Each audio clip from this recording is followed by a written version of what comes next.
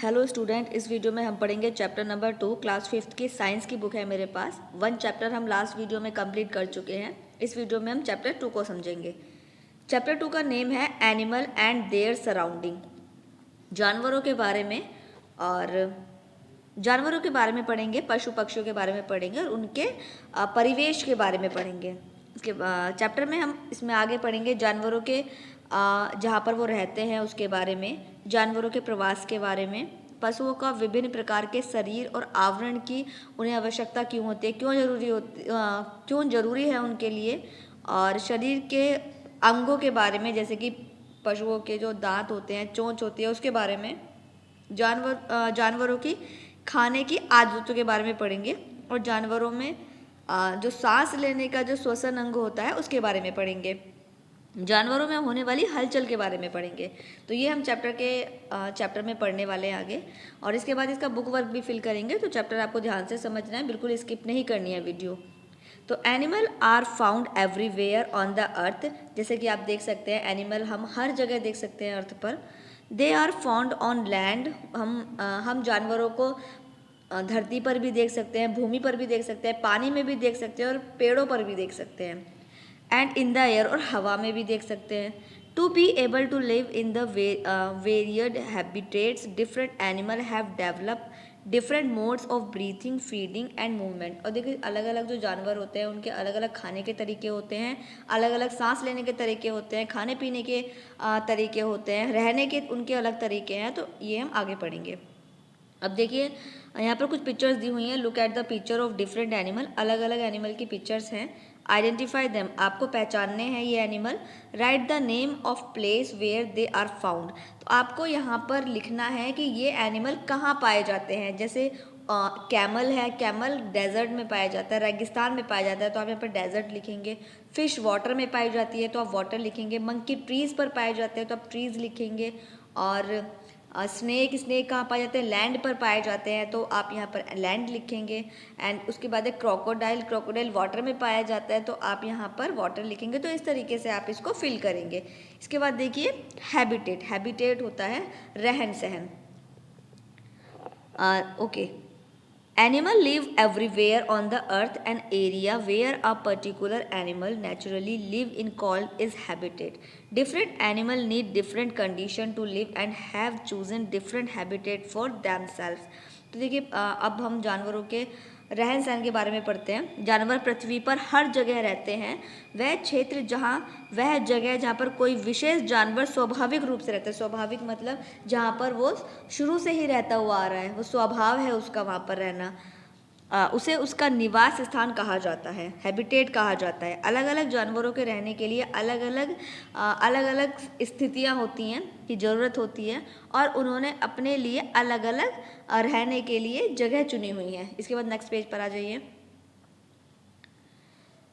Okay, next page पर है there are 5 main habitats और ऑन आर प्लैनेट। हमारे प्लैनेट पर, हमारी पृथ्वी पर 5 जगह है ऐसी हैं जहाँ पर एनिमल्स रहते हैं। जैसे कि फॉरेस्ट जंगल में, डेजर्ट में, रेगिस्तान में, polar region, fresh water, river, lakes, इन सब में क्या है एनिमल्स रहते हैं। ओशन समुद्र में रहते हैं, पानी में रहते हैं, झील में रहते हैं, नदी में रहते हैं, हवा में रहते हैं, और ठंडे पहाड़ी इलाकों पर रहते हैं, ठंडे यानी बर्फ़ वाली जगह पर रहते हैं, जंगल में रहते हैं, रेगिस्तान में रहते हैं।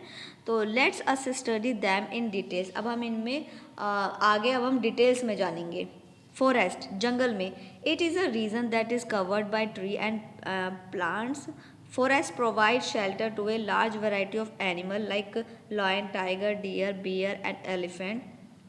Many forest animals live in trees like monkey and birds. Small animals and insects are also found in the forest. Rabbit, snake, and rats live inside burrows. यहाँ पर समझते हैं जो एनिमल यहाँ पर फॉरेस्ट में रहते हैं, जंगल में जो एनिमल रहते हैं उनके बारे में समझते हैं। देखिए जंगल एक ऐसी जगह है जो पेड़ों और पौधों से पूरी ढकी हुई है। जंगल में शेर, बाघ, हिरन, भालू और हाथी जैसे कई तरह के जानवरों को क्या मिलता है, जगह मिलती है रहने की। कई जंगली जानवर पेड़ों पर रहते हैं, जैसे बंदर और पक्षी पेड़ों पर रहते हैं। जंगल में छोटे जानवर और कीड़े भी पाए जाते हैं, जैसे खरगोश, सांप और चूहे बिलों के अंदर रहते हैं। तो ये जो छोटे वाले जानवर होते हैं वो जमीन के अंदर बिल के अंदर रहते हैं। इसके बाद देखिए डेजर्ट, रेगिस्तान में it is a dry area that receives very little rainfall. It is often hot during the day and cold during the night. Animals found here have special features that help them to survive in such harsh conditions. Some animals can even store water and food in their body. Camel, scorpion, bandicoot, hedgehog are some desert animal. तो कुछ animal ऐसे हैं जो कि रेगिस्तान में रहते हैं। तो कौन कौन से एनिमल हैं ऐसे? तो ये एक ऐसी जगह है, बिल्कुल सूखी हुई जगह है। शुष्क मतलब सूखी हुई जगह है। जो रेगिस्तान होती है वो बिल्कुल सूखी हुई जगह होती है, जहाँ पर बहुत ही कम बारिश होती है, बारिश भी नहीं होती है। दिन में बहुत ज़्यादा गर्मी रहती है और रात में बहुत ज़्यादा ठंड हो जाती है। यहाँ पर पाए जाने वाले यानी रेगिस्तान में पाए जाने वाले जो जानवर होते हैं वो कुछ उनमें ऐसी कुछ स्पेशलिटी होती है, कुछ ऐसी विशेषताएं होती हैं जो उन्हें इस कठोर परिस्थिति यानी इतनी गर्मी से उनको बचाती हैं और जीवित रहने में, जिंदा रहने में मदद भी करती है। जैसे कि कुछ जानवर अपने शरीर में पानी और भोजन भी जमा कर सकते हैं, जैसे कि ऊँट, बिच्छू, बैंडिकूट, हैजहॉग। ये कुछ ऐसे जानवर हैं जो कई दिन तक न बिना पानी के और बिना खाए वो रह सकते हैं, क्योंकि वो पहले ही खाकर और पानी पीकर वो पहले ही अपनी बॉडी में जमा कर लेते हैं, तो इसीलिए वो रह पाते हैं। इनकी जो बॉडी होती है वो भी इस तरीके की होती है जो कि वो रेगिस्तान में कितनी भी गर्मी पड़ जाए तो वो उस परिस्थिति में रह सकते हैं, वो उस जगह पर रह सकते हैं। उसके बाद देखिए थर्ड वाला polar region. The region near the north and south poles on the earth are called polar reason.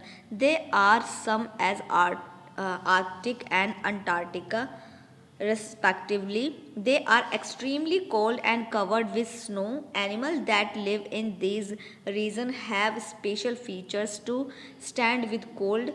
Their bodies covered with fur.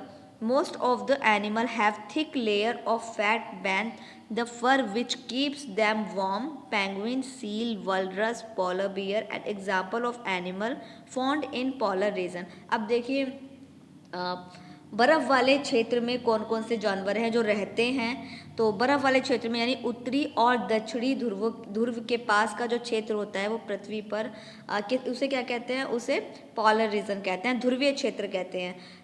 Way Arctic और अंटार्कटिका के समान हैं। वे वहाँ पर क्या होती है, वहाँ पर बहुत ही ज़्यादा ठंड पड़ती है और बर्फ़ से वहाँ पर सब कुछ ढका हुआ होता है। इन जगहों में रहने वाले जानवरों में ठंड को झेलने की एक अलग ही चीज़ होती है, एक अलग ही विशेषता होती है। उनका शरीर जो है वो फर से ढका होता है, यानी कि जो उनका शरीर है वो फर से ढका होता है, जिससे कि उन्हें बहुत ज़्यादा ठंड ना लगे। और ज़्यादातर जानवरों के फर के नीचे वसा की मोटी परत होती है जो उन्हें गर्म रखती है, जैसे कि पेंगुइन, सील, वलरस, ध्रुवीय भालू। ये जो एनिमल्स हैं ये इस क्षेत्र में पाए जाते हैं। उसके बाद देखिए 4 वाला फ्रेश वाटर। फ्रेश वाटर इन ताजे पानी में कौन से एनिमल्स रहते हैं? This kind of habitat gives shelter to numerous animal like fish, frog, salamander, duck and road. Some animal can be live both land and water are called amphibians. तो कुछ ऐसे एनिमल भी होते हैं जो पानी में भी रहते हैं और भूमि पर भी रहते हैं। तो कौन से ऐसे एनिमल है जो साफ पानी में भी रहते हैं? तो इस तरीके के जो आवास है, इस तरीके के जो जगहों पर जो एनिमल रहते हैं, जैसे कि मेंढक, सैलामेंडर, बत्तख और टोड जैसे कई ऐसे जानवर हैं जो कुछ जानवर जमीन और पानी दोनों पर रह सकते हैं, जिन्हें उभयचर कहा जाता है। हिंदी में उभयचर कहा जाता है। इसके बाद देखिए 5th पर ओशियन यानी समुद्र में कौन से जानवर रहते हैं? It's a large continuous body of salty water. It is a large habitat on the earth. The Pacific Ocean, the Arctic Ocean, the Indian Ocean, the Arctic Ocean and the Southern Ocean are the 5 ocean on the earth. हमारी पृथ्वी पर 5 ocean हैं जिसके नाम यहाँ पर दिए हुए हैं। And ocean are the 5 ocean on the earth. A large variety of animal are found in the ocean. Some of them are whale, dolphin, seal, sea horse and octopus. तो ये कुछ ऐसे जानवर हैं जो समुद्र में रहते हैं और 5 ऐसे ओशन हैं। कौन कौन से हैं? Atlantic ocean, Indian ocean, Arctic ocean, southern ocean. तो ये कौन से हैं? ये 5 ओशन है। Pacific ocean, Atlantic ocean. तो ये ऐसे हैं, ये 5 ओशियन ऐसे हैं, 5 समुद्र ऐसे हैं जो बड़े समुद्र हैं। और इनमें कौन कौन से जानवर रहते हैं? इनमें रहते हैं व्हेल रहती है, डॉल्फिन रहती है, सील रहते हैं, और समुद्री घोड़ा रहता है, ऑक्टोपस रहते हैं। तो ये ऐसे एनिमल है। इसके बाद नेक्स्ट पेज पर आ जाइए बच्चों। नेक्स्ट पेज पर है body covering. Different type of animal living in different habitat have different body covering to address to different kind of environment conditions. Some of them are given below. तो देखिए body covering क्यों ज़रूरी है? क्योंकि देखिए अलग अलग इन्वायरमेंट रहता है जहाँ पर जो है एनिमल्स रहते हैं, तो शरीर को उनका ढकना भी ज़रूरी है। तो अलग अलग प्रकार के जानवरों के अलग अलग रहने की जगहों पर के कारण उनके शरीर का जो ऊपर का जो हिस्सा रहता है, ऊपर का जो आवरण रहता है, अलग अलग ही होता है, ताकि वे अलग अलग जगह की जो मौसम है, पर्यावरण है, वहाँ का इन्वायरमेंट है, उनकी परिस्थितियों को वो झेल सके। उनमें से कुछ नीचे भी दिए हुए हैं। जैसे अब हम इसमें पढ़ेंगे फैदर वाले, जिनके फैदर होते हैं। The body of birds are covered with feather. Feather are of different type and bright color. Feather keep them warm and protect them from moisture. They also help in flight. तो जो जिनके पंख होते हैं, जिनके feather होते हैं, पशु पक्षियों के जो शरीर पे जो पंखों से जो ढके होते हैं, पक्षियों के जो शरीर पंखों से ढके होते हैं, तो ये पंख अलग अलग प्रकार के चमकीले रंग के होते हैं। पंख उनको गर्म रखते हैं और नमी से बचाते हैं और उनकी उड़ने में भी मदद करते हैं। अब देखते हैं फर वाले और ऊन वाले जानवर। Another type of body covering is fur.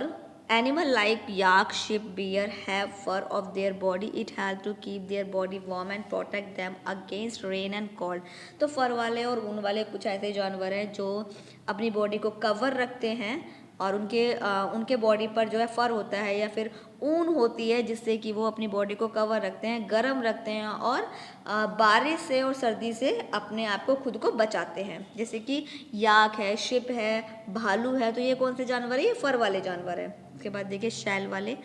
Animals such as snail, tortoise, turtle and protect by shell. Shell is very hard and strong.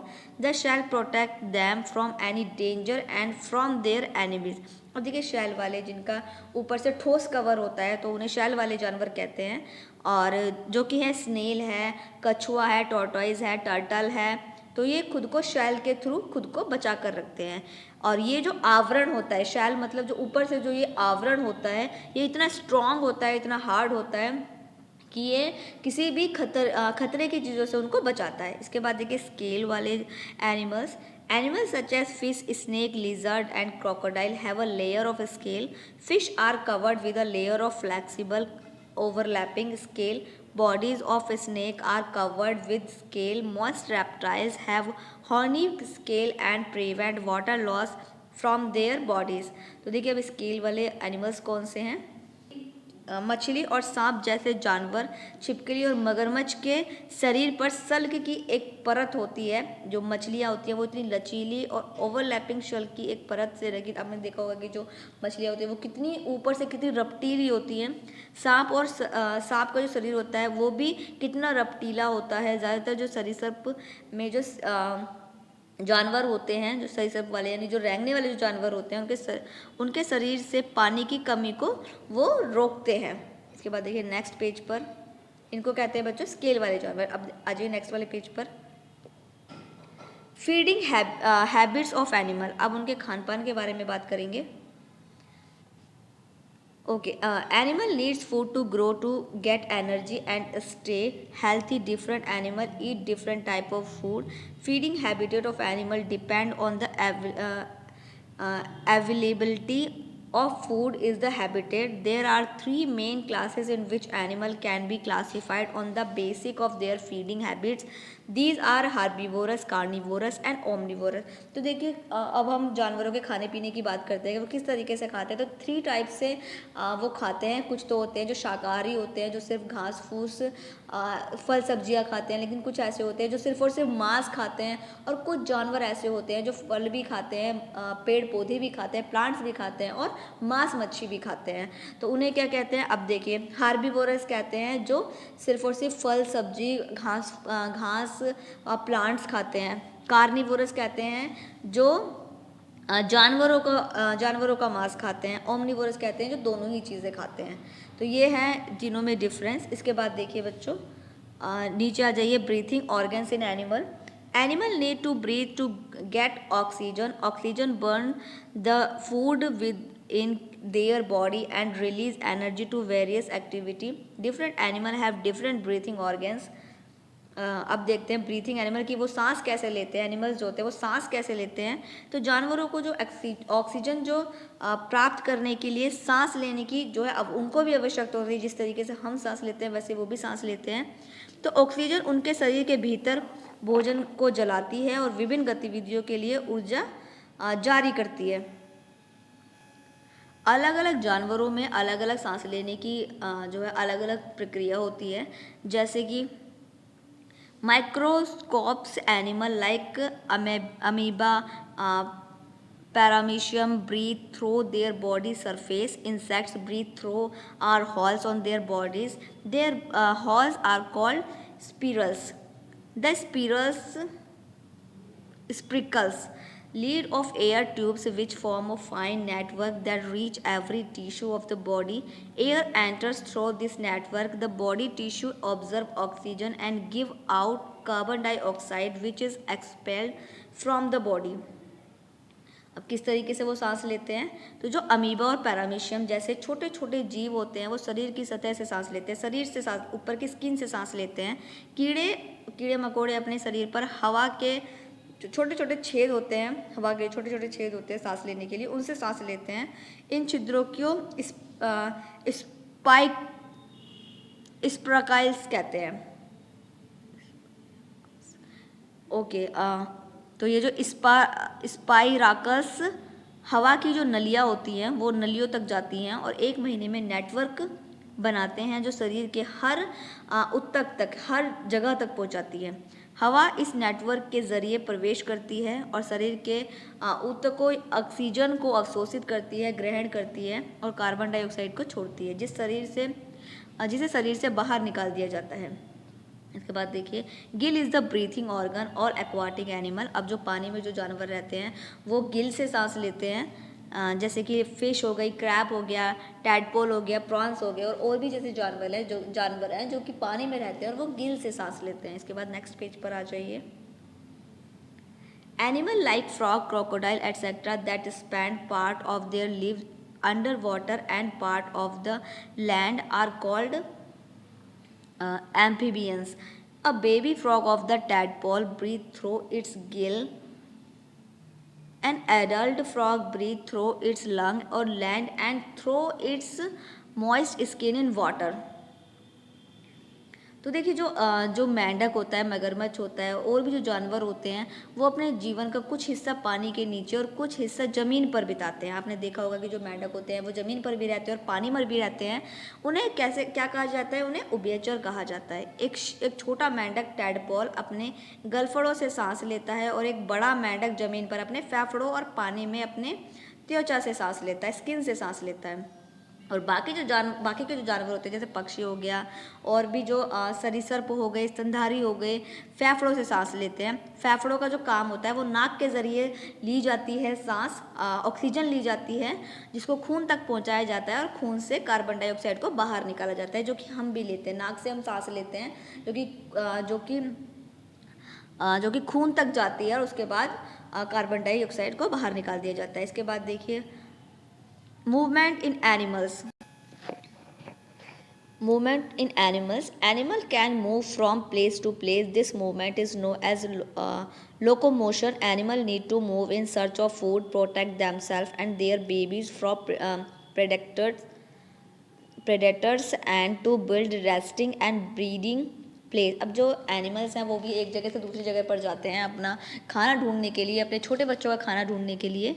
तो different animal have different body parts to move. तो अलग अलग जानवर अलग अलग उनके body parts होते हैं। तो जैसे land animal, most animal have 4 limbs.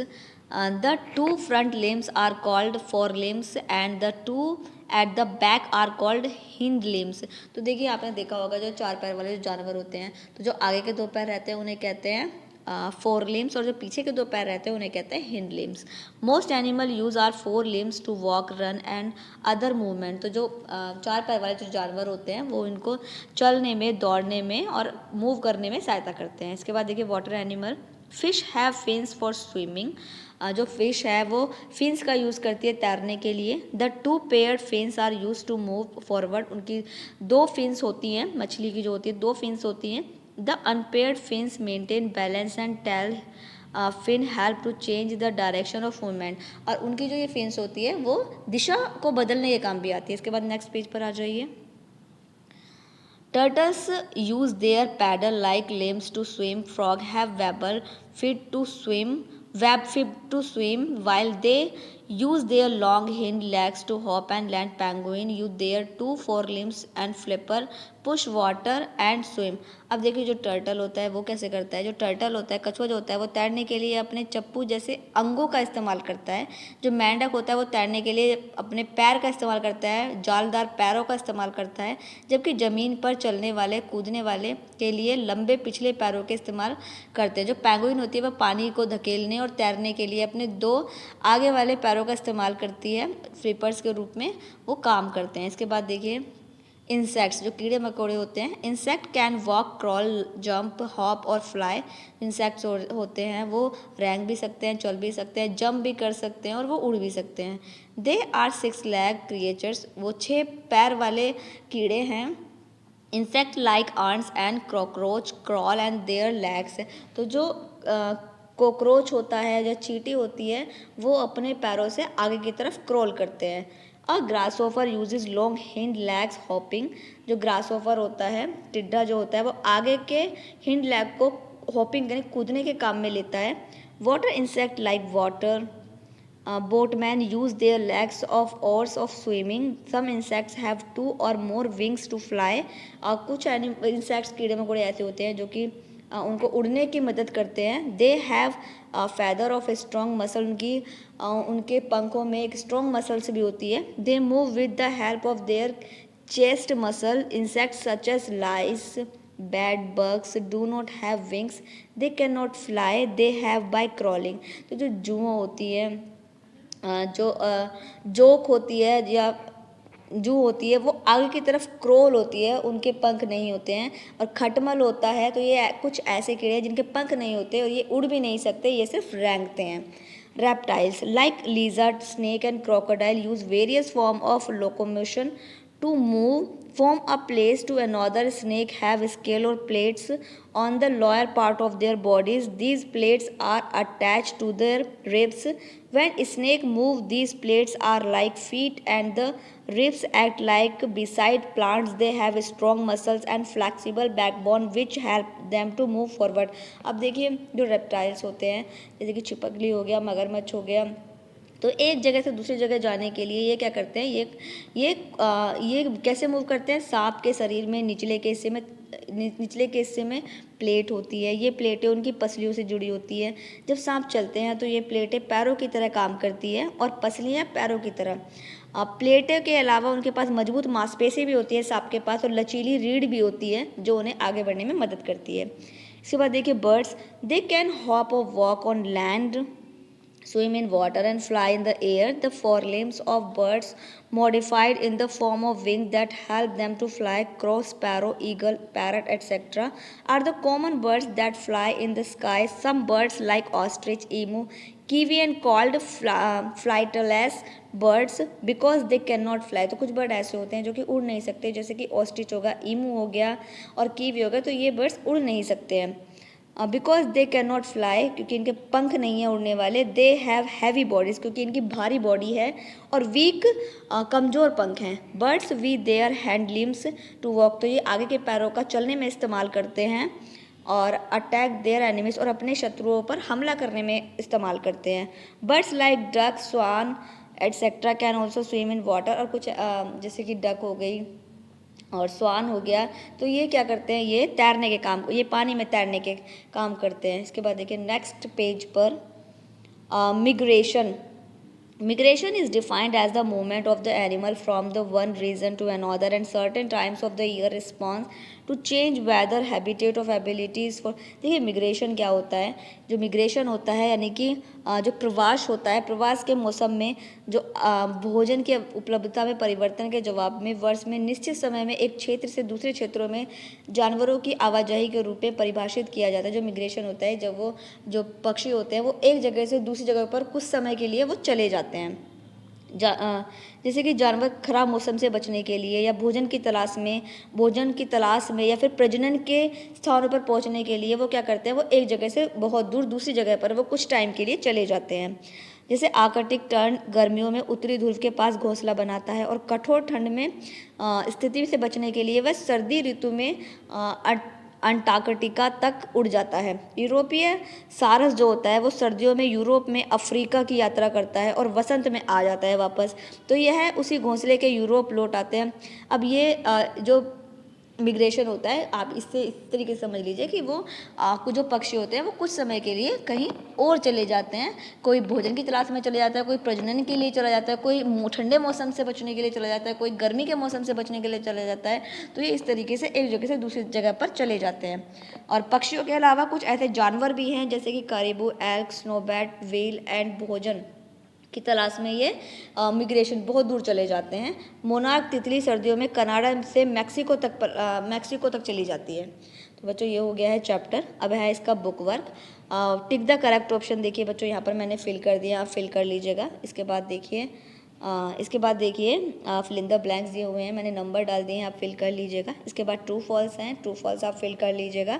Match the following है, मैच द फॉलोइंग आप फिल कर लीजिएगा। और इसके बाद देखिए बच्चों गिव रीज़न। तो गिव रीज़न में देखिए ई वाला जो है मैंने नेक्स्ट पेज पर दिया हुआ है, ई वाला गिव रीज़न 2 क्वेश्चन के आंसर मैंने अलग लिखे हुए हैं ऊपर की तरफ ग्रीन हाईलाइट में, और जो नीचे क्वेश्चन आंसर हैं 4 क्वेश्चन के आंसर मैंने नीचे की तरफ अगले पेज पे लिखे हुए हैं ब्लैक में। तो इन क्वेश्चन के आंसर आप अपनी नोटबुक में फिल कर लीजिएगा।